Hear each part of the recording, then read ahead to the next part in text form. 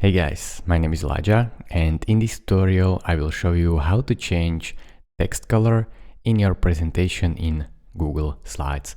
So it is very easy and very fast. First step, just make sure you are clicked on your text. Then select everything that you want to change color of. So I want to change color of this text. Then go up here where you can see this A symbol with this line which says text color. Click on that, and here basically click on any color that you like, or you can even add a custom color right here and just pick really your hexacode RGB coordinates, or just pick a color from your computer like this. So let's say this is very simple. Press OK and it's done. Thank you guys for watching. This is how you change a text color in Google Slides.